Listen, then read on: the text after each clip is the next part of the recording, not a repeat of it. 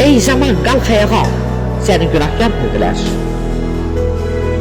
Namusu ayak altına atanlar, ocağında arvadını aldatanlar, torpaq uğrunda kardeşi vuranlar, məsum körpelerin kanını göğe savuranlar, ey zaman seni günahkar sandılar, isyan et, kalk ayağa.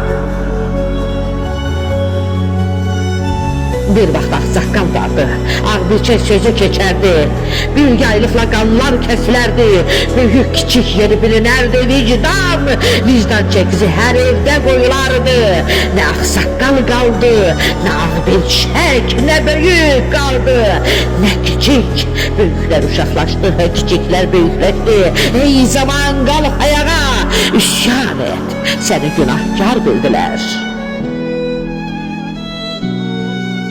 Ekranda oyun, efirde gülüş, soyunup çırpaklaşanlar, her gün eşidilir söyüş. Şerefsiz şereften, namussuz namustan, nakişi kişilikten dem vurur. Okçular şebekelerde yalan uydurur, olmayanlarından danışıp kiminse liyakatine tele vurur. Yürüdüğü maşınların etrafında şekil çektirir, profile koyur. Ey zaman kalk ayağa, isyan et, seni günahkar bildiler. Ne öğüt var, ne ders, ne ibret. Kişiler arvat gözünde xəyanət etdi, kadınlar ev yanında gizli sevda sakladı, dost dostun namusuna kem baktı, bacı bacının yuvasını dağıttı, ana balanın başını tuttu. Ata-analar evladın tutmadı, neneler dudak şişirtti, yan yekərtdi, yana verilen qiymət insanlığa verilmedi. Ey zaman qalx ayağa, isyan et, seni günahkar bildiler.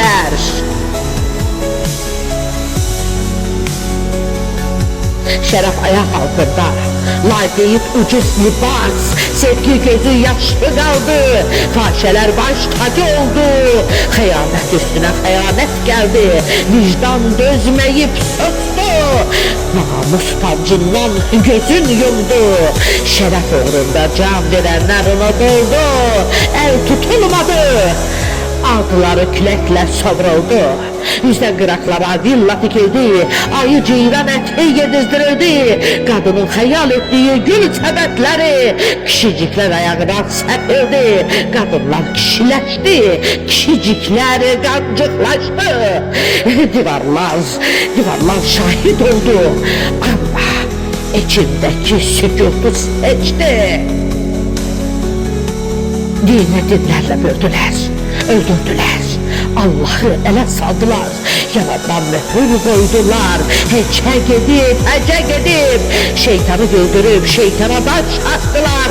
Ey zaman kalk ayağa, isyan et, seni günahkar bildiler.